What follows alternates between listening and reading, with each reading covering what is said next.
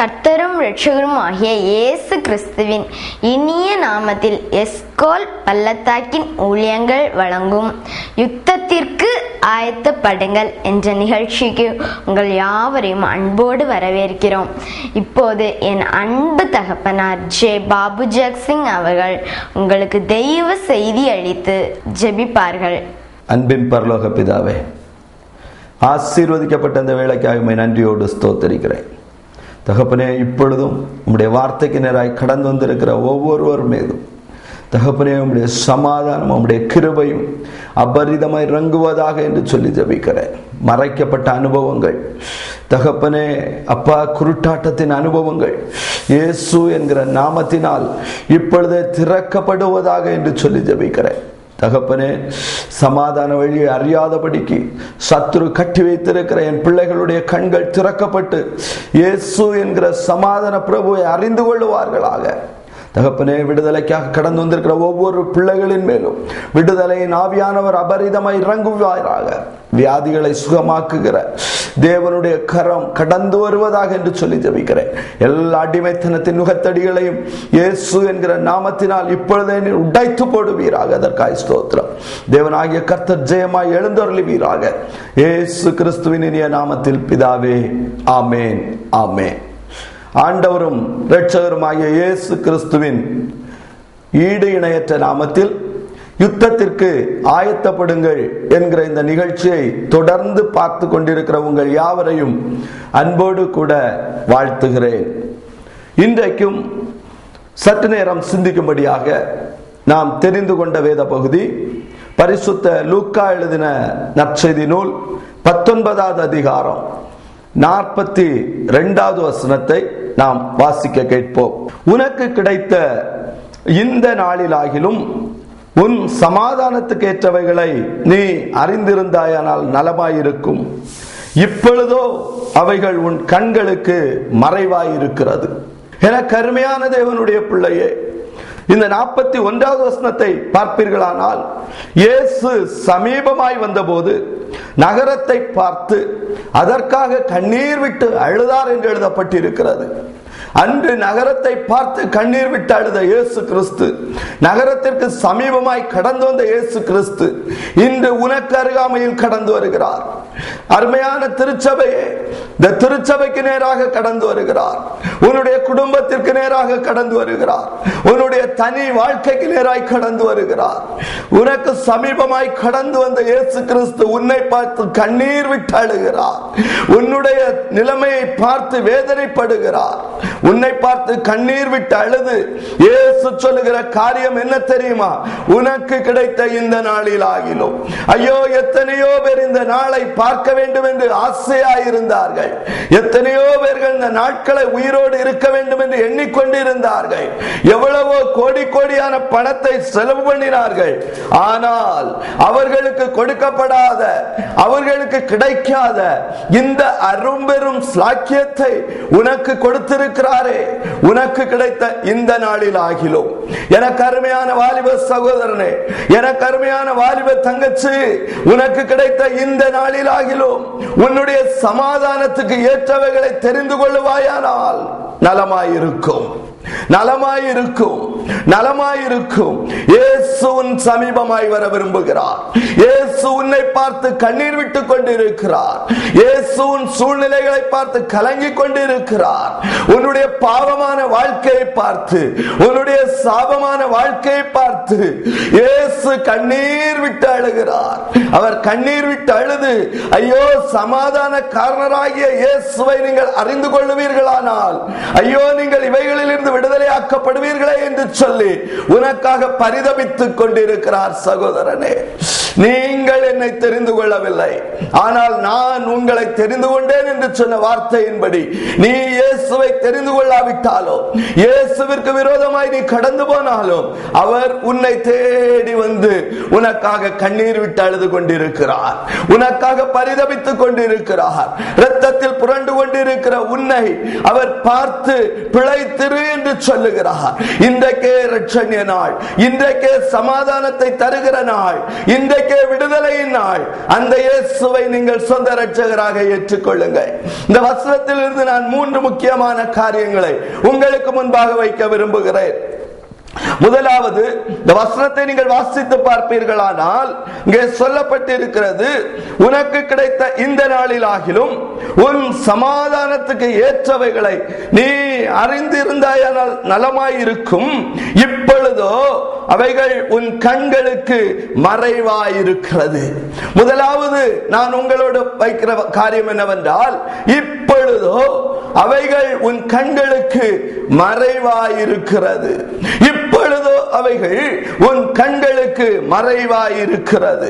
எனக்கு அருமையான தேவனுடைய பிள்ளையே, உன்னுடைய கண் மறைக்கப்பட்டபடியினால், உன்னுடைய கண் மறைக்கப்பட்டிருக்கிறபடியினால், நீ குருடனாயிருக்கிறபடியினால் தேவனாகிய கர்த்தர் உன்னை பார்த்து இன்று சொல்லுகிறார், ஐயோ, நான் உன்னை என்னை காண்கிறவளாய் படைத்தேன், என்னுடைய மகிமையை பார்க்கும்படியாய் நான் உன்னை படைத்தேன்.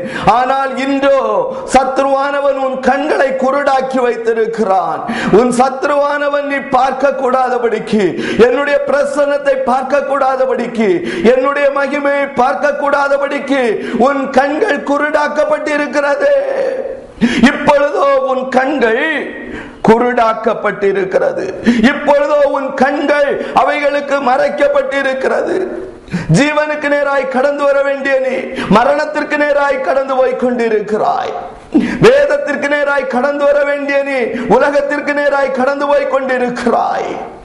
சிற்றின்பத்திற்கு நேராய் கடந்து போய் கொண்டிருக்கிறாய். பாவத்திற்கு நேராய் கடந்து போய் கொண்டிருக்கிறாய். டிவி சீரியலுக்கு நேராய் கடந்து போய் கொண்டிருக்கிறாய். சகோதரனே, சகோதரியே, முடிவு என்ன தெரியுமா? இப்பொழுது உன் கண்ணை மறைத்து உன்னை பாதாளத்திற்கு நேராய் கொண்டு போய் கொண்டிருக்கிறானே, உன்னுடைய முடிவு பரிதாபமாயிருக்கும். இன்றைக்கே சமாதான காரணரை நீ அறிந்து கொள். இன்றைக்கே சமாதானத்துக்கு ஏதுவானவர்களை நீ அறிந்து கொள். உன் கண் மறைக்கப்பட்டிருக்கிறபடியினால், ஐயோ, விளக்கு வெளிச்சத்திற்கு நேராய் கடந்து போய் தன்னுடைய ஜீவனை மாய்த்து போடுகிற பூச்சிகளை போல பாவம் என்கிற விளக்குக்கு நேராய் நீ கடந்து போய் உன்னுடைய ஜீவனை மரணத்திற்கு நேராய் கழித்து போடுகிறாய். பாவத்தின் சம்பளம் மரணம். இப்படி உன்னுடைய வாழ்க்கை தொடர்ந்து கொண்டு போயிருக்குமானால், நீ குருடனாய் கடந்து போய் கொண்டிருப்பாயானால், உன்னுடைய வாழ்க்கை மரணத்தில் முடியும். உன்னுடைய வாழ்க்கை சாபத்தில் தொடர்ந்து போய் கொண்டிருக்கும். ஏனையா என்னுடைய வாழ்க்கையில் விடுதலை இல்லை? ஏனையா என்னுடைய வாழ்க்கையில் தொடர்ந்து போராட்டம் என்று கேட்டுக்கொண்டிருக்கிறாயே? காரணம் என்ன தெரியுமா? உன்னுடைய கண்கள் மறைக்கப்பட்டிருப்பதை நீ அறிந்து கொள்ளவில்லை. 1 யோவான் 2வது அதிகாரம் 9 முதல் 11 வசனங்களை வாசித்து பார்ப்பீர்களானால், ஒளியிலே இருக்கிறேன் என்று சொல்லியும் தன் சகோதரனை பகைக்கிறவன் இதுவரையும் இருளிலே இருக்கிறான் என்று எழுதி வைக்கப்பட்டிருக்கிறது. ஒருவேளை நீ நினைத்துக் கொண்டிருக்கலாம் நீ ஒளியில் இருக்கிறாய் என்று சொல்லி. அருமையான சகோதரனே, நீ இருக்கிறது ஒளி அல்ல. ஒருவேளை நீ நினைத்துக் கொண்டிருக்கலாம் 45 வருடங்களாய் நான் கிறிஸ்தவனாய் வாழ்ந்து கொண்டிருக்கிறேன், எனக்கு வசனங்கள் நன்றாக தெரியும், எனக்கு வேதங்கள் நன்றாக தெரியும் என்று நினைத்துக் கொண்டிருக்கலாம். ஆனால் அருள்நாதர் இயேசு சொல்லுகிறார், வேதம் உன்னை குறித்து சொல்லுகிறது, சகோதரனே, ஒளியில் இருக்கிறேன் என்று நினைத்துக் கொண்டிருக்கிறாயே, நீ ஒளியில் இல்ல, நீ இருளில் இருந்து கொண்டிருக்கிறாய். நீ இருளில் இருந்து கொண்டிருக்கிறாய். ஹல்லேலூயா. எனக்கு அருமையான தேவனுடைய பிள்ளையே, தொடர்ந்து அதே 1 யோவான் 2வது அதிகாரம் 11வது வசனத்தின் பின்பகுதி சொல்லுகிறது, இருளானது அவன் கண்களை குருடாக்கினபடியினால் போகும் இடம் இன்னதென்று அறியாதிருக்கிறான். ஹல்லேலூயா. சகோதரனே, நீ போய்கொண்டிருக்கிற இடம் என்ன? எனக்கு அருமையான வாலிப தங்கச்சி, நீ போய்கொண்டிருக்கிற இடம் என்ன? உன் வழியை சீர்படுத்து. இருளானது உன்னுடைய கண்களை குருடாக்கிறபடியினால், நீ போகிற பாதை இன்னதென்று அறியாமல் போய்கொண்டிருக்கிறபடியினால், நீ போகிற பாதை இன்னதென்று நீ அறியாமல் போய்கொண்டிருக்கிறாய். உன்னுடைய பாதையை சீர்படுத்தும்படியாய் அருள்நாதர் இயேசு உன்னருகே கடந்து வந்து கண்ணீர் விட்டு அழுது சமாதானத்துக்கு ஏற்றவைகளை அறிந்து கொள் என்று சொல்லுகிறார். நீயோ எனக்கு எல்லாம் தெரியும் என்று சொல்லி, நீயோ நான் ஒளியில் இருக்கிறேன் என்று சொல்லி நீ பாவத்திற்கு நேராய், சாபத்திற்கு நேராய், இருளுக்கு நேராய் உன் வாழ்க்கையை கழித்துக் கொண்டிருக்கிறாய். அருமையான தேவனுடைய பிள்ளையே, அருமையான தேவனுடைய பிள்ளையே, தொடர்ந்து நீங்கள் இந்த இருளிலே போய் கொண்டிருப்பீர்களானால் உங்களுடைய வாழ்க்கையின் முடிவு பரிதாபமாயிருக்கும். எபேசியர் நிருபம் 3வது அதிகாரம் 1வது வசனம் முழுவதையும் வாசித்து பாருங்கள். அங்கே சர்தை சபையின் தூதனுக்கு எழுத வேண்டியதாவது என்று எழுதி வைத்திருக்கிறது. என்ன எழுதப்பட்டிருக்கிறது? உன் கிரியைகளை அறிந்திருக்கிறேன், நீ உயிருள்ளவன் என்று பெயர் பெற்றிருந்தும் நீ செத்தவனாயிருக்கிறாய். ஒருவேளை நீ நினைத்துக் கொண்டிருக்கலாம், நான் உயிரோடு தான் இருக்கிறேன். ஒருவேளை நீ நினைத்துக் கொண்டிருக்கலாம், நான் கண் மங்கி போனவன் அல்ல, என்னுடைய கண்களிலே தெளிவான பார்வை இருக்கிறது என்று சொல்லி நீ உலகத்தோடு உன்னை ஒப்பிட்டு பார்த்து கொண்டிருப்பாயானால் இருள் எது வெளிச்சம் எது என்று தெரியாமல் போய் கொண்டிருப்பாய். ஆனால் அருள்நாதர் இயேசு இன்று உன்னை பார்த்து சொல்லுகிறார், நீ உயிருள்ளவன் என்று பெயர் பெற்றும் செத்தவனாயிருக்கிறபடியினால் உன்னுடைய கிரியைகளை நீ நிதானித்து பார், உன்னுடைய கிரியைகளை நீ சற்று ஆராய்ந்து பார். வெளிப்படுத்தின விசேஷம் 3வது அதிகாரம் 14 முதல் 18 வசனங்களை வாசித்து பார்ப்பீர்களானால் அங்கே சொல்லப்பட்டிருக்கிறது, உன் கிரியைகளை நான் அறிந்திருக்கிறேன், நீ குளிரும் அல்லாமல் அனலும் அல்லாமல் இருந்தாயானால் நான் என்னுடைய வாயில் நின்று நான் உன்னை வாந்தி பண்ணி போடுவேன் என்று தேவனாகிய கர்த்தர் சொல்லுகிறார்.